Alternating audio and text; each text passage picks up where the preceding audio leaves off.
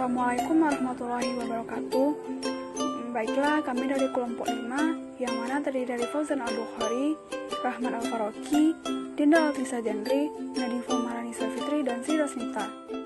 Pada kesempatan ini, kami akan membahas mengenai perkembangan ekonomi pada masa demokrasi liberal. Demokrasi liberal adalah demokrasi yang berlangsung pada tahun 1949 hingga tahun 1959. Ekonomi pada saat tersebut belum stabil, bahkan terjadi hiperinflasi.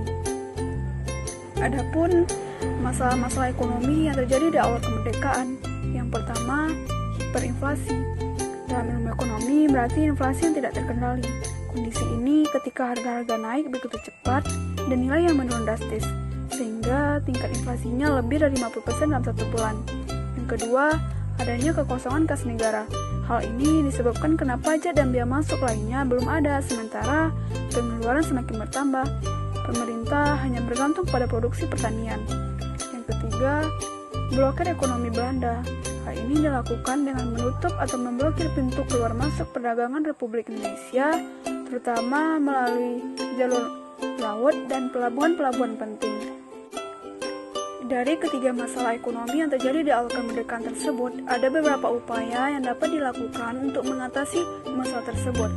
Yang pertama, mendirikan Bank Negara Indonesia. Yang kedua, melakukan diplomasi beras dengan India. Yang ketiga, mendirikan Indonesia Office. Yang keempat, mengadakan konferensi ekonomi.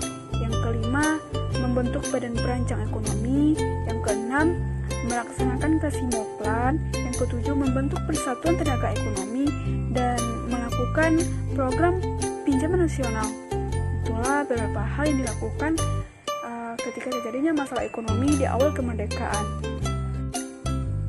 Kemudian adanya pemikiran ekonomi nasional pada masa demokrasi liberal tersebut.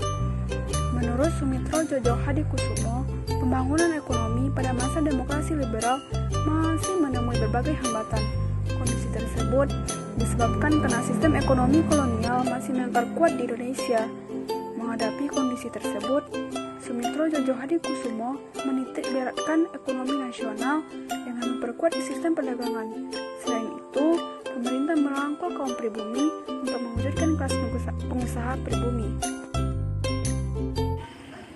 Baiklah teman-teman, selanjutnya kita bahas mengenai kebijakan yang dilakukan pada masa demokrasi liberal untuk mengatasi masalah ekonomi.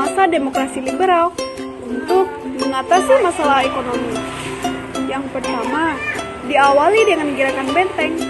Sistem ekonomi gerakan Benteng bertujuan untuk mengubah struktur ekonomi kolonial menjadi struktur ekonomi nasional.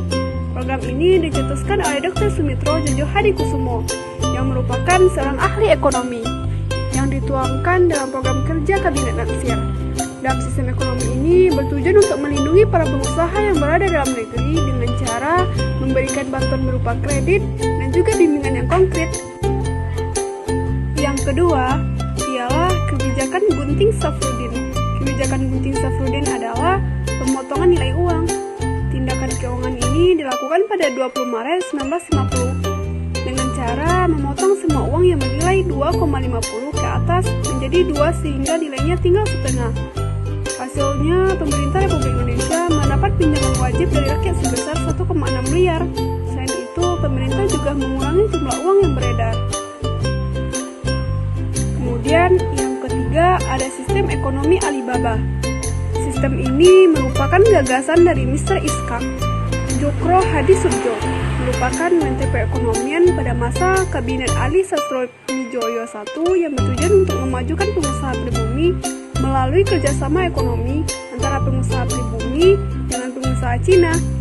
Adapun langkah-langkah yang ditempuh ialah mendirikan perusahaan-perusahaan negara, memberikan kredit dan izin baru bagi perusahaan swasta nasional, memberikan perlindungan terhadap perusahaan nasional, menghapus pengusaha asing untuk memberikan jabatan penting kepada tenaga bangsa pribumi.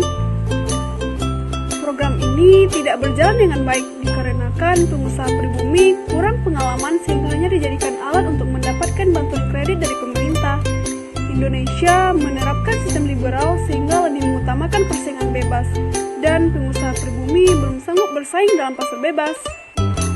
Kita lanjutkan ya teman-teman. Selanjutnya keempat ialah persaingan finansial ekonomi atau FINEK. Hubungan finansial ekonomi antara pihak Indonesia dengan pihak Belanda melalui perjanjian, namun pihak Belanda tidak menyetujuinya. Hasil pembubaran Uni Indonesia Belanda secara pihak oleh Indonesia. Dampak yang ditimbulkan ialah banyak pengusaha Belanda yang menjual perusahaannya, sedangkan pengusaha pribumi belum mampu mengambil alih perusahaan Belanda tersebut. Hal ini terjadi pada masa Kabinet Burhanuddin Harahap yang dilakukan pada 7 Januari 1956 yang bertujuan untuk melepaskan diri dari keterikatan ekonomi dengan Belanda.